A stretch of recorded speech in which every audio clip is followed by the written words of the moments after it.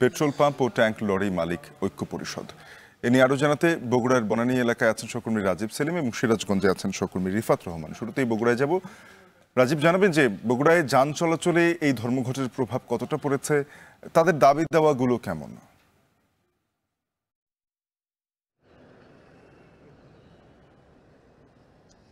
হ্যাঁ শাফিন, বগুড়ায় এই পেট্রোল পাম্পগুলো বন্ধ থাকার কারণে যান চলাচলে বেশ প্রভাব পড়েছে। সকাল থেকে আমরা দেখেছি এখন পর্যন্ত যে মোটর বাইকগুলো এসেছে পাম্পে পেট্রোল নিতে, তাদের বেশিরভাগই স্কুলে যাচ্ছিলেন সন্তানকে নিয়ে। এরকম একটি অবস্থায় তারা তেল নিতে এসে যখন তেল না পান তারা চরম ভোগান্তিতে পড়েছেন। এবং ঠিক এই 9টার আগ মুহূর্তে বা 9টার পরবর্তীতে যারা আসবেন তারা বেশিরভাগই অফিসগামী হবেন। বিভিন্ন কাজে যারা বেরিয়ে পড়ছেন তারা সকাল থেকে বেরিয়ে পড়ার পরেই তারা তখন দেখছেন যে পেট্রোল পাম্পে পেট্রোল পাচ্ছেন না। তারা তাদের যে প্রতিদিনের যে কার্যক্রম সেই কার্যক্রমে বিঘ্ন ঘটছে এবং এই পেট্রোল পাম্প বন্ধ থাকার কারণে চরম ভোগান্তিতে রয়েছে। আর পেট্রোল পাম্পের যে মালিকরা রয়েছেন তাদের সাথে আমরা কথা বলেছি। তারা আমাদেরকে জানিয়েছেন যে গেল ফেব্রুয়ারি মাসে তাদের প্রতিনিধিরা পেট্রোল পাম্পের বিভিন্ন রকম পেট্রোল পাম্প এবং ট্যাঙ্ক লরি মালিক ঐক্য পরিষদের যে জ্বালানি খাতের যে সংকটগুলো রয়েছে এই সংকটগুলো নিরসনে তারা বিভিন্নভাবে বিভিন্ন দাবি করেছেন গেল ফেব্রুয়ারি মাসে, এবং সেটি এপ্রিল মাসের মধ্যে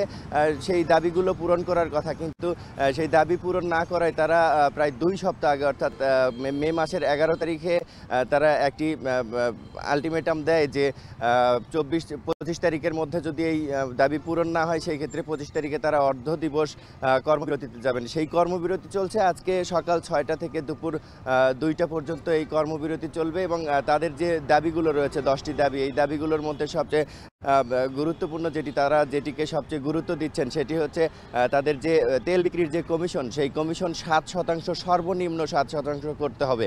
সর্বনিম্ন 7% করলে তারা তাদের যে লভ্যাংশ সেই লভ্যাংশ এবং খরচ দিয়ে তারা পোষাতে পারবেন, এমন কথা তারা আমাদেরকে জানাচ্ছিলেন। এবং আমরা দেখেছি যে শুধুমাত্র ব্যক্তিগত যে বাহনগুলো রয়েছে সেই ব্যক্তিগত বাহনগুলো যে এখানে ভোগান্তিতে পড়ছেন তা নয়, সড়কে আমরা যাত্রীদেরও ভোগান্তি দেখেছি। কারণ গণপরিবহন যেগুলো সকালে বের হওয়ার কথা ছিল, সকালে তেল নিয়ে গণপরিবহন যেগুলো চলার কথা সেই গণপরিবহনগুলো তেল না পাওয়ার কারণে কিন্তু সড়কে আসেনি। আর সড়কে না আসার কারণে সকাল থেকে যে মানুষগুলো তাদের গন্তব্যে যাওয়ার জন্য বেরিয়ে পড়েছেন রাস্তায়, সেই মানুষগুলো কিন্তু রাস্তাতেই অপেক্ষা করছেন। কিন্তু এই যে গণপরিবহন তার পর্যাপ্ত গণপরিবহন না থাকার কারণে তারা চরম ভোগান্তিতে পড়েছেন।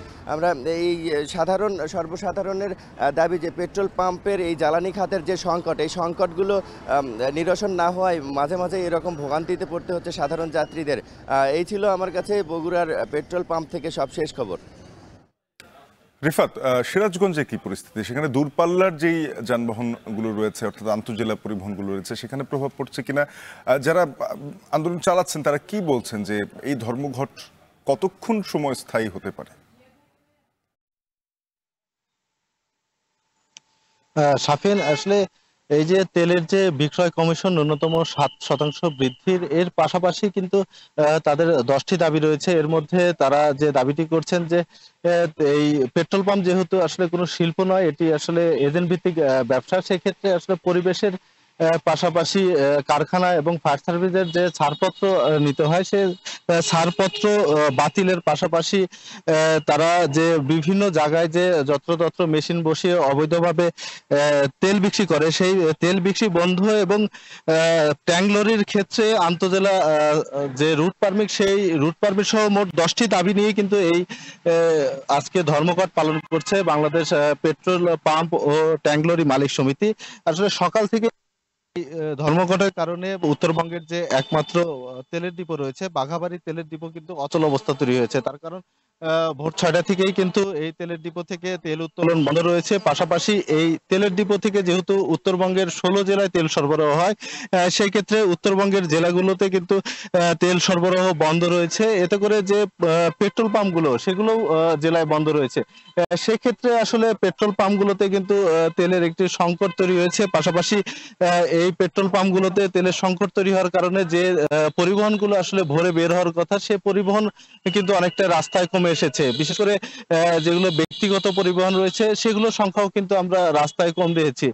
যেহেতু আসলে এই ধর্মঘট ভোর 6টা থেকে 2টা পর্যন্ত চলবে, সেক্ষেত্রে আসলে 2টার পর থেকে কিন্তু এই বাঘাবাড়ি তেলের ডিপো থেকে উত্তরবঙ্গের জেলাগুলোতে তেল সরবরাহ হবে। সেক্ষেত্রে আসলে উত্তরের জেলাগুলোতে যে পেট্রোল পাম্পগুলোতে তেল মজুদ রয়েছে তারা কিন্তু 2টার পর থেকে তেল দিতে পারবেন, কিন্তু যে পাম্পগুলোতে আসলে তেমন মজুদ নেই তারা কিন্তু আসলে তেল সেভাবে আসলে বিক্রি করতে পারবে না। সেক্ষেত্রে আসলে পরিবহনের উপর একটি প্রভাব পড়ার কিন্তু সম্ভাবনা রয়েছে বলে আমাদেরকে যারা এখানকার কর্মকর্তারা রয়েছেন তারা জানিয়েছেন। তারা যেটি আসলে বলছেন যে তারা দীর্ঘদিন ধরে এই 10 দফা দাবি জানিয়ে আসছেন। এর আগেও কিন্তু তারা 2-3 দিনের জন্য তারা ধর্মঘট পালন করেছেন, তেল উত্তোলন সরবরাহ বন্ধ রেখেছে না।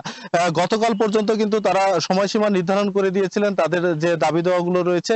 সেক্ষেত্রে গতকাল পর্যন্ত তাদের দাবি দেওয়া মেনে না নেওয়ার কারণেই কিন্তু আজকে অর্ধ দিবস এই কর্মবিরতি পালন করছেন, এবং তারা যেটি বলছেন যে তাদের যদি এই দাবিগুলো বাস্তবায়ন না হয় সেক্ষেত্রে কিন্তু তারা পরবর্তীতে আরো কঠোর কর্মসূচি নেবেন বলে আমাদেরকে তাদের পক্ষ থেকে জানানো হয়েছে। তো শাফিন, উত্তরের এই একমাত্র বাঘাবাড়ি তেলের ডিপো থেকে এ ছিল আমার কাছে সবশেষ।